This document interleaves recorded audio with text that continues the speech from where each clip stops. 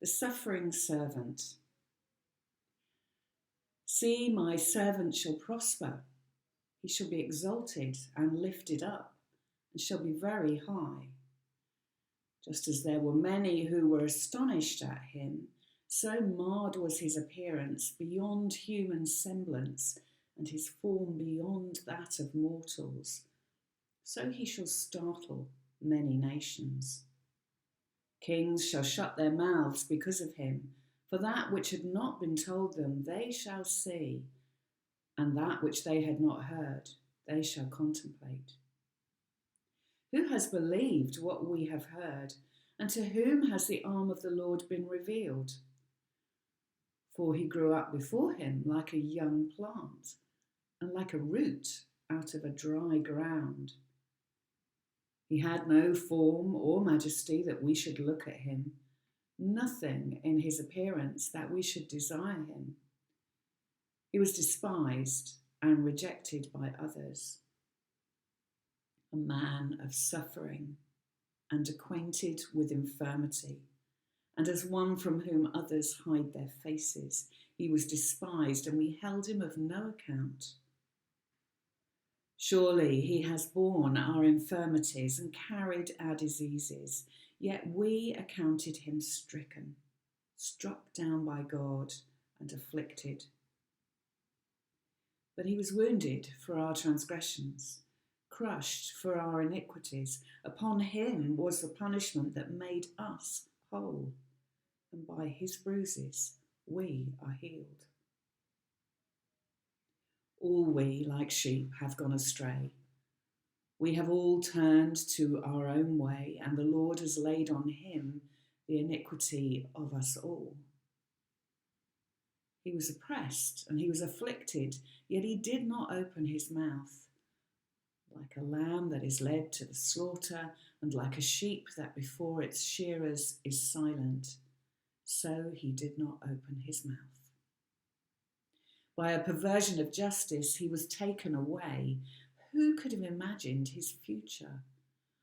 For he was cut off from the land of the living, stricken for the transgression of my people.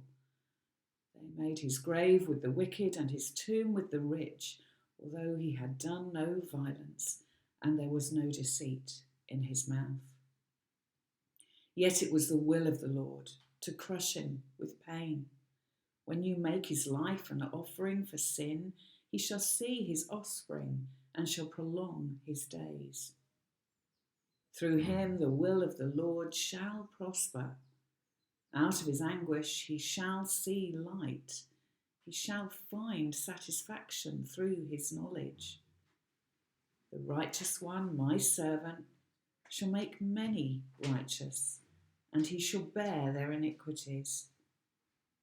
Therefore I will allot him a portion with the great, and he shall divide the spoil with the strong, because he poured himself out until death, and was numbered with the transgressors. Yet he bore the sin of many, and made intercession for the transgressors.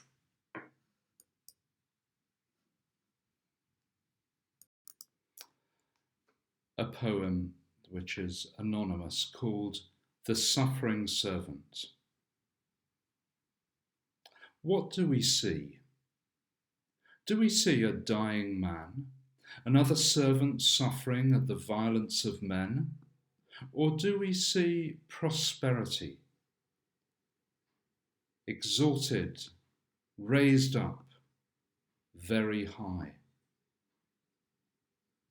What did we expect to see when we longed to see God? A mighty ruler? A thunder crack in the superstructure of the universe? Or a root out of dry ground? A poor man who, as he died, was rejected by all for being grotesque, unholy, a failure. We all, like sheep, have gone astray. We have turned every one to his own way, and the Lord has laid on him the iniquity of us all. this is justice perverted. For mercy comes to the guilty, and guilt is laid on God. Just to be clear, I am guilty, God is innocent, and he takes all the blame. Whatever we expected to see when we longed to see God, we didn't expect this. We didn't deserve this.